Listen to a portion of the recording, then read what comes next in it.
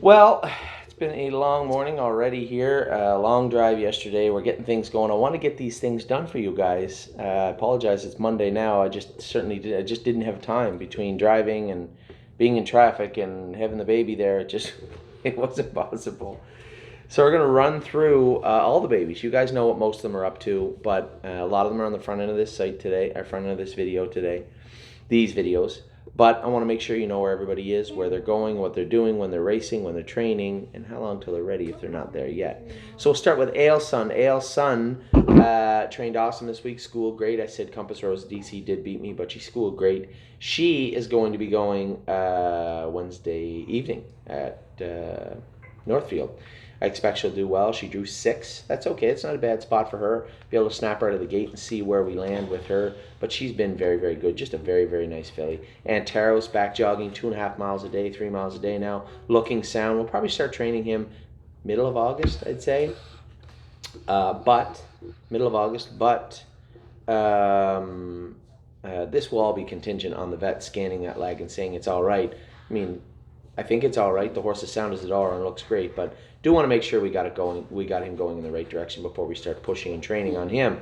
Arctic Force is racing this afternoon, so I guess yesterday for you guys at Monticello. I'll be eager to see how he does. He was okay his first start. Drew bad, was on a line.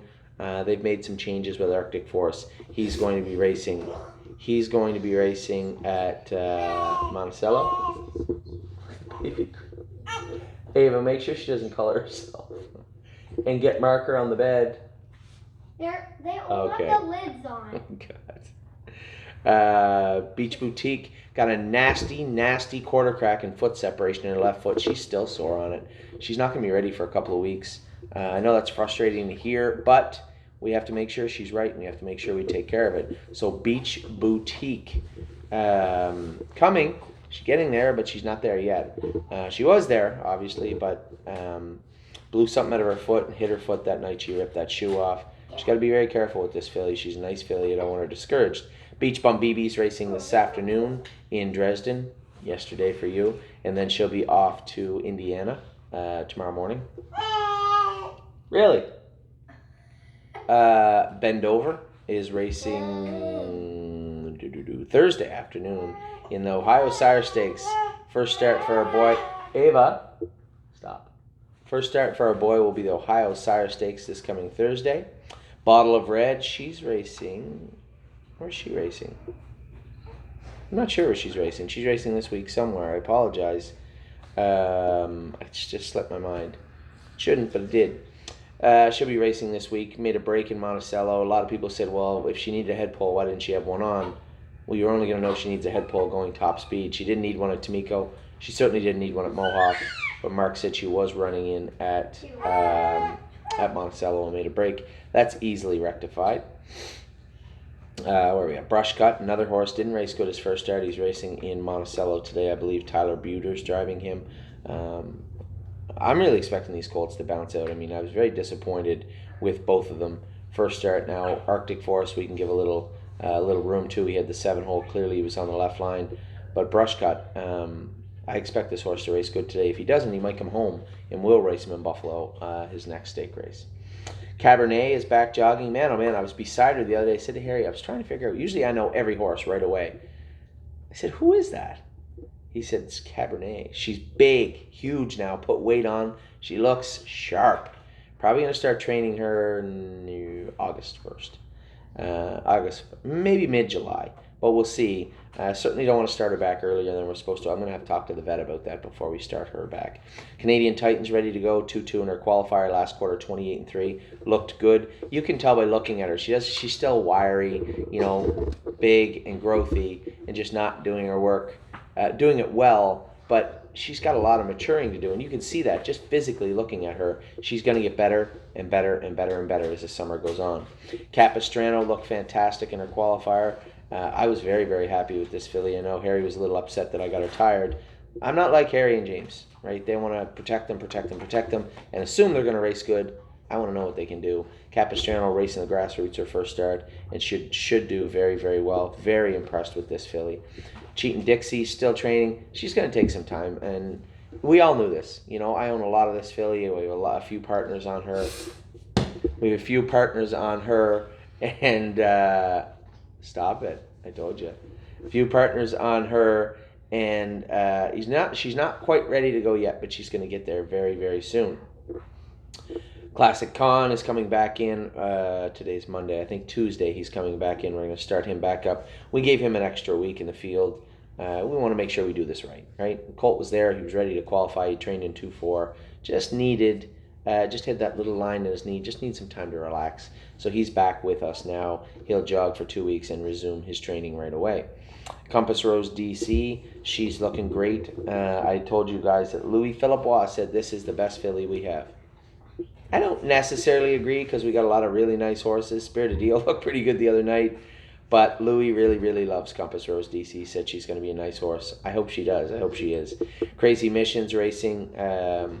Crazy Mission is racing tomorrow afternoon at Scioto. Brett Miller is going to drive him. Brett Miller's driving them tomorrow because I'm here in Pennsylvania racing Knockdown Dragout. Just for me and you. Rose Run Versatile. Is there a fourth one? There is, isn't there? Who is it? Harness AM. Four of them race tomorrow here in the Pennsylvania Sire Stakes. Don't believe me, just watch. What kind of a mile did this colt go the other night? 2 moved him before the 3/8. Second closing in 53, last quarter 27. I didn't even see that coming. Knew he was a nice colt, knew he had some go. 53, 27 on the end of it. God knows his last quarter and 3 quarters. He looked really good. Colt that beat him was a Some Beach Somewhere colt, a really nice colt. So I think that Don't Believe Me, Just Watch entered his racing career with a bang. Emerald Miss won her first start. She's in to go Friday. As I said, I'm really sorry I can't drive her Friday. I want to.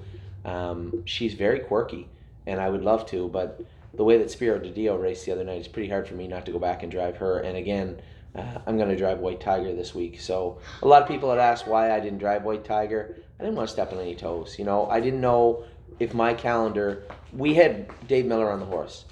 Ava. White Tiger. Okay, go color your book. A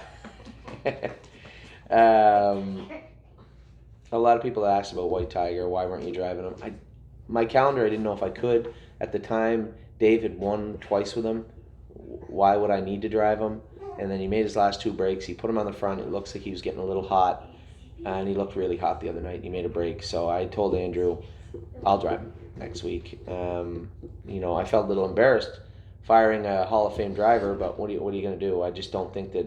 I think he's a little much for Dave right now, and we got to get him under control. So I'll drive him next Friday. It'll be Spirit of Dio and White Tiger I'll be driving. So that's right, Emerald Miss. That's why I can't go next Friday to drive her. We're going to list Erin Merriman. She's a really, really fast, really smart filly. She still is learning. Very green. At Kawartha Downs, you notice she didn't go up to the gate as good as she could. When she was following, when she started to really get doubled up, I just moved her over and let her pace. Didn't teach her as much. Like, she didn't sit. I just kept her contained until she got in a position where she was going to get a little wiry. I just moved her over and let her pace. I hope she races really, really well this week. Speed clearly is not going to be an issue with her. She just got to learn. But she is. She's not. She trained with us all winter and spring. Her training will come back. She just needs to get comfortable on the track. New surroundings, new track, new gate, new driver. These are all going to play against her on Friday. But we train our horses to be professionals, and I expect she will be a professional. Enjoying My Life is qualifying tomorrow morning again. This morning for you guys. I expect her to go around 2 minutes, and then she'll be ready for her Sire Stakes race. Enduring Strength, for those of you wondering, he's going to the grassroots.